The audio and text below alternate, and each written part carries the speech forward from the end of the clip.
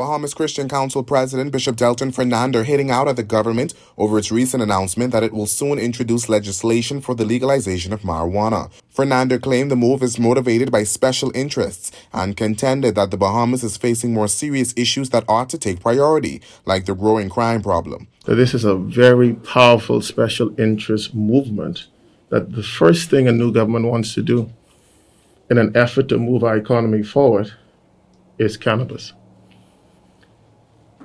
We have to wake up and see that there are powerful movement going on in our society that transcends governments.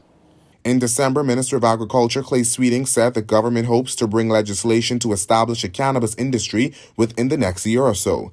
Earlier this week, he said the Family Islands would be ideal to support the country's cannabis industry once legalized. Addressing reporters on Wednesday, Fernando said the BCC supports the legalization of marijuana for medicinal use, but not for recreational purposes and not for religious purposes. The stance is one that the council has long held. And as the Christian Council, we will vigorously fight like we did in opposition to certain points of legislation, and they were respected. We expect the same out of the government of the day.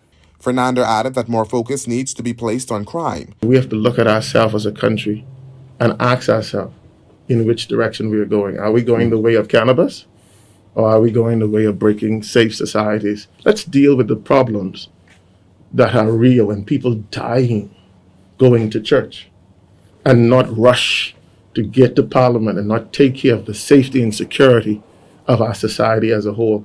The legalization of medicinal marijuana was promised in 2020 by former Prime Minister Dr. Hubert Minnis.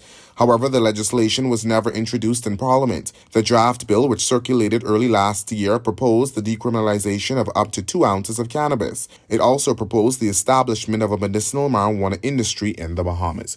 Reporting for the Guardian News Network, I'm Berthany McDermott.